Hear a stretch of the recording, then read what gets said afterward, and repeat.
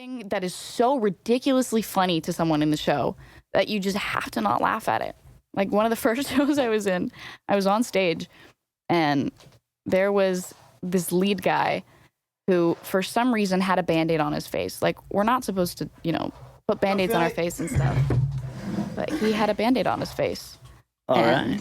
Keep going. We just started. It's good. Okay. Go back to the story about the guy with the Well, let's start with this. Okay. So, Rubicon Theater opens tonight here in Ventura. A local business. Go support them. It's going to be cool. I'm trying to make it to the show. We just had a baby, my wife and I, and he's in his 20-minute segment phase of life. So it's like pick him up, cry, change the diaper, just like boom, boom, boom. So I think what we'll do is we'll come to the show, and then I'll show up for like 15 minutes, and then someone will poop on me. Likely it'll be my son, and then I'll take him out, and then that's life. It's just like hold, get pooped on, change the diaper, go to sleep. Boom, boom, boom. Yeah. So I'm in that stage of life right now, which is fun. It's great. It's amazing. Sometimes I still feel like I'm in my 20 minutes of life. Like there's only 20 minutes that I can take, and then I'm like, okay. Yeah. But that's the ADHD apparently. So I guess it's not a universal thing for everybody. But yeah. Definitely feel that, especially like during rehearsal. It's the things that make everybody laugh that I always feel so guilty, because when everyone is so tired and we've been there for 9 hours of the day, the littlest thing is going to just start a giggle cycle. And the poor stage managers and directors are like, come on guys, we got to keep going. Everyone's like, we really want to, but we're so exhausted that if something happens, we're all going to just lose it. Yeah. I'm crying I was crying backstage during some things because I couldn't stop laughing about something, especially if no one else thought it was funny. For some reason that made it that much funnier to me that I was the only one laughing because it was awkward. And I was like, that's hilarious. I'm making this weird. And then I just start laughing at myself even more. And thankfully I could keep it together on stage because I was always worried about getting yelled at. But when the kid came on stage and I couldn't see him, and he had his hoodie up over his head, tucked behind his ears, sunglasses, pants yanked up super high, and everyone else knew. It was I knew everyone was laughing at something, I just didn't know what it was. Yeah. So I'm like, God, am I gonna find out? Am I gonna keep going through the scene, or am I gonna just run into the thing everyone just got done laughing at? And of course it was his outfit and having to keep it together. And I was like, I'm trying to keep it together. Things like this are gonna happen in the show, because they do. There are always stupid things that happen. Yeah. In the first show I was ever in, She Loves Me, our lead character had, lead character. This was 2018. 2018, okay. And the guy who played our Marichek, he had a Band-Aid on his face. He had it was like a bike. He fell off his bike or something, and he put a Band-Aid on his face, but it wasn't big enough that we felt like a Band-Aid was needed, but you put a Band-Aid on it. Anyway, so in the middle of a scene where he's supposed to be yelling at our lead, the guy playing George, the Band-Aid slowly starts to fall off his face. Oh, of course. And it couldn't have been in a scene where it was the attention wasn't on him. It had to be when he's yelling at this guy, don't you do that, whatever. And the Band-Aid's just drooping off of his face and everyone's looking at it, and we're all trying really hard not to laugh because he's this old man yelling at someone. Meanwhile, it looks like part of his face is just kind of falling off. Yeah. Trying hard not to laugh at that. Meanwhile, one of my friends, our mics aren't on during that part, or they have them off. And right before it, we're supposed to be customers shopping in the shop. And because our mics weren't on every single time, one of my friends who was playing one of the clerks, he would pick something up off the shelf and would give us this whole spiel about what it was. And of course, it was never audience appropriate, because why would it be? The mics weren't on. And the mics weren't on. And so it would be us doing our best not to laugh, him trying to make us break on stage with, the little improv he's doing with whatever item he's picked up today. Yeah. And then we all turn around and see that this guy's Band-Aid's falling off his face, and our little, me and this other girl are trying, we're back to back to back to back, trying so hard not to laugh on stage. We're just supposed to be background characters in that moment. And then this happens, and then this happens, and then this happens, and the audience doesn't know. And so if you start laughing, the audience is like, this isn't a funny moment. Why are we laughing at this?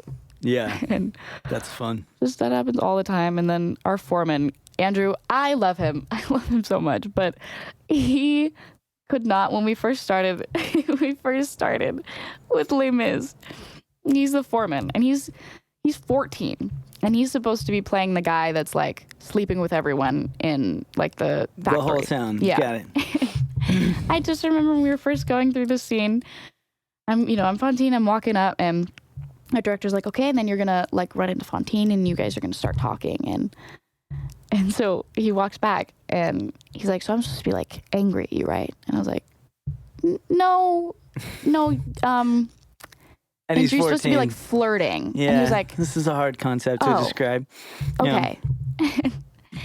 And just getting him to be more comfortable, like fake flirting. And then when he has to be angry at me, that's fine. That's easy for him. Yeah. You got to be angry at me. But the flirting is still, every time it's like, okay, Andrew. Oh, poor kid. He's probably gotta terrified. flirt me. He's probably nervous and terrified. Oh, and then his work hat doesn't fit him, and it started leaning. It started slipping. It started slipping during the scene. And he turned around and looked at me, and it's supposed to be angry at me, and it's on sideways. And I'm like, there's no way anyone else thinks this is nearly as funny as I am, because I can see him holding his head to keep the hat on as he's looking at me.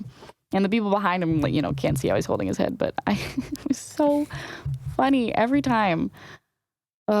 Yeah, teenage embarrassment is like crazy. Like no, it is. The stories you're telling me, like it's fun to listen to them again because it kind of puts your own like experiences in perspective. Like, all right, being really, a teenager, like, that's what we were so upset everyone about. has like all this stuff, But yeah, things like that where it's like, oh, my hat is falling and I'm supposed to be. It's like hilarious. All the little mess up. Like, shows are so fun for that reason. Shows are fun. It's really fun when you're close to people, because then you feel comfortable doing things where, you wouldn't tell the director you're doing these things because they probably wouldn't be happy with you. But sure. In terms of like trying to make each other laugh throughout a scene. Yeah. Because you know what you can take and you know what they can take. What they can take. And you're going to see who's going to break first. And that is the best. It's so fun to do when you're both like not super shy, but like when you're comfortable in the acting space. You don't want to do it with someone like me a couple of years ago, because I would have been like, like freaking out about it. But it's funny when you guys both know how to improv and work with the scene if one of you does mess up or like that kind of thing. Something that's not going to like you don't want to ruin the show. You don't want to like joke with people and ruin the show. The point is to see how well the other person can keep up. And how we can keep the story like continue going. It's like how do you keep the story evolving between all of you? Yeah. I remember reading about people on Broadway finding something that they would pass to each other throughout stage and try and keep it from the audience. Like they had, I don't even remember what it was. They had like a ring or something, or a marble or whatever it was. Just like a secret was object. Not involved. Yeah, that was not involved in the like show. The other goal. Yeah, it was the other goal is to keep it around stage. Yeah. But with the show being with a lot of, not a lot of kids, but a lot of people that I think would freak out if we handed them an object that they weren't supposed to have. Yeah. That wouldn't necessarily work. So that's kind of one of those things that, breaks a little bit, but I think the show is going to be good. I'm hopeful for it. There's certain things that we have to like work on fixing today, like some of the entrances for things, and during the dance we have like the little kids running around.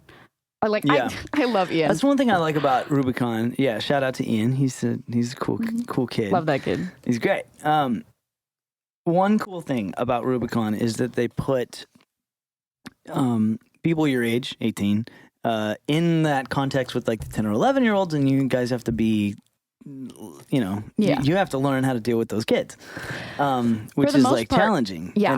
But that is a good experience on both levels, because Ian's learning a lot from you. And you're learning a lot from him, and having to deal with somebody that age. I think that's one thing that art in the context of that is really cool. Is really cool. I feel the same thing when I'm working with somebody who's older than me in the studio. Yeah. Like that is a really fun, like working with younger and older people are really different challenges. Right. And when you're working with somebody who's more advanced in their years, you kind of have to realize that, sorry, this changes topic, but I want to hear your thoughts on this. When I work with somebody who's I'm in my 40s. If I work with somebody in their 60s, I know that they have more wisdom than I do because they have the years. And so their lyrics are a little more like to the point. Like it becomes more about the lyric the older you get.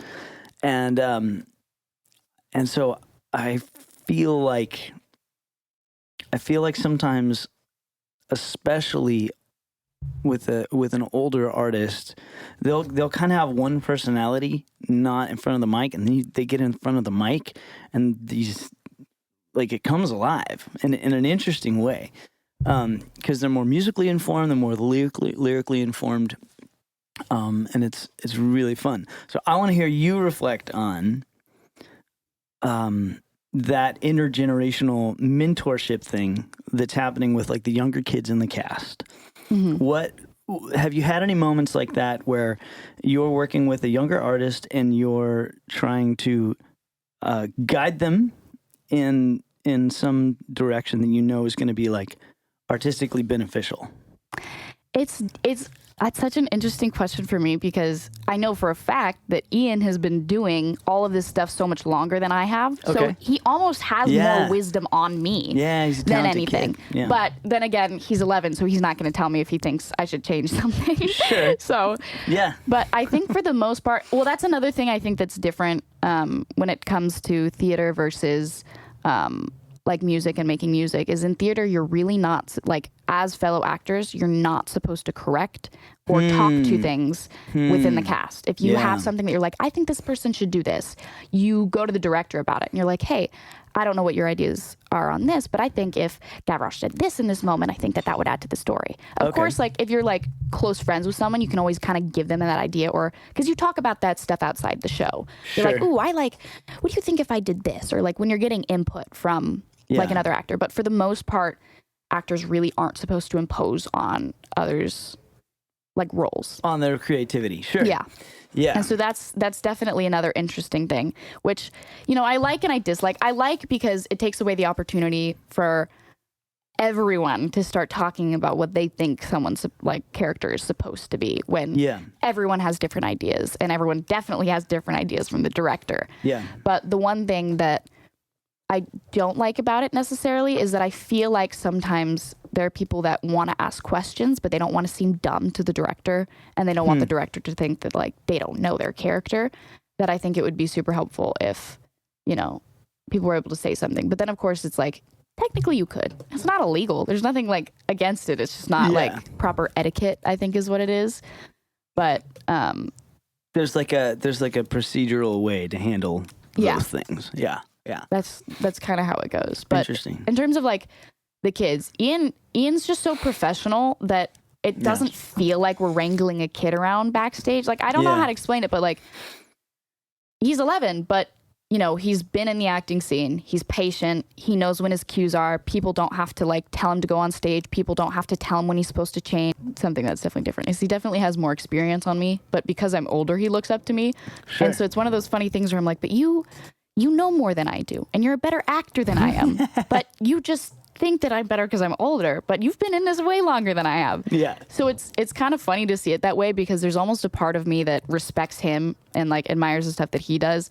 Meanwhile, he sees that to me just because I'm older and I'm playing one of the lead parts, which I think is so funny because it makes me think about the stuff that I thought about that way when, you know, I was playing basketball, or when I was like in my first show, is thinking that these people older than me, just because they were older, had so much more experience than me and were better at these things, when that's not like always necessarily the case. And so we have this mutual respect for each other because we think the other one's better at something, or just there are parts of them that we wish we had, even if it doesn't mean that they're like better. Yeah. Just that experience sometimes is something that doesn't make a difference how old someone is, because he's been in it so much longer than I have. But he's more life wisdom, I guess. But you have more life wisdom. Wisdom, not necessarily acting wisdom, but I've been on the planet just a little bit longer. So that's cool. And then I guess we should, maybe this will be like the next segment, but like you're leaving for college in like a week. That's crazy. That's cool. It is. It's less than a week. It's less than a week. Yeah. So I want to talk about, I guess we'll continue on the next segment here, but I want to talk about like, what are your plans to stay creative in college, and then what of your creative experience here at Burst Studio and at the Rubicon can you just like continue on? Like, are you going to continue to songwrite? Are you going to do shows? Like what are some of your thoughts on how are you going to be creative in college? Well, I mean, I'm majoring in musical theater, so I'm definitely going to be like doing shows, learning about everything. So it's kind of like thankfully I don't get to avoid the creativity. It's such a funny thing that my mom makes fun of me for, and just people think is funny. Is I really like starting off taking creative things in such a like school aspect. So I like that I can go to school for musical theater because I do like the structure of school. And I was that one kid that always loved the strict teachers, and everyone's like, "Why do you like the strict teachers?" And I'm like, "Because they make sure everyone gets their stuff done. Like, they're nice. I don't like the mean teachers. You know, there's strict and then there's like power hungry. But the strict teachers I loved because it's like, okay, everyone, let's get our stuff done. Yeah. Get your stuff done. She loves you. She gives you extra free time. She gives you whatever. Like, I function very well in that type of environment. I get really stressed when right off the bat, a teacher or someone else is like, all right, and we're going to let you figure this out, you know, do it however you want. I'm like, no, tell me how to do it. Tell me how to do it. I don't know. Oh, that's stressful. And like for songwriting, that was like, it took me forever to get comfortable with it. Cause I was like, I can't just create something. You need to give me instructions. Yeah. And I think something that helped me with that was I went to a camp that was like teaching us the structure of songs. And then also, a teacher at my school was like, well, here's like a structure of songs if you want to think about it this way. And I was like, yes. Yeah. Thank you. That's what I needed. Once you had the structure and the blanks to fill in. And I understood like how chord progression and everything. I was like, great, I can think of this like it's an assignment at school. I can work this. Now I can add the creativity to it because I understand how to like put it all in my little box. Sure. But I couldn't put my little box together. And that was what was stressing me out for so long. I think you just nailed like a really important concept. Every artist needs some type of structure, or the way we used to talk about it was like the limiting factor. Like, we can't do this. And so we can't do, this is a no. We can't do, like we once had a record where the rule was you can't use cymbals and you can't hit a snare like directly, just backbeat. Right. So that's like the foundation of every other record is where is that beat. Right. So we decided we weren't going to do that. So at no point could you just hit a snare. It had to all fit in some different way. Like you had to mic it differently. We had different ways of doing it. But it turned into a really interesting record because we created a structure and then we added one thing that we couldn't do. Yeah. And by avoiding that thing, we had all these crazy ideas, and it sounded structured because it was hitting a structure, but then it sounded weird because we had the one thing that we were working around. Yeah.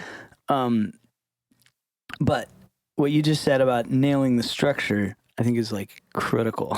Yeah. It's critical for that. And I think on your record, we kind of worked around not having like a band. Yeah. And not having a set of like people that were going to come in and play these specific parts. Right. Right. So the workaround for you was, well, it has to happen one instrument at a time based on your lyrics. And I think that the fact that was sort of the limiting factor, it created something different. It created something more artistic because we were working around that, which I thought was really cool. Okay, cool. That's that for that segment. Nice. Alrighty.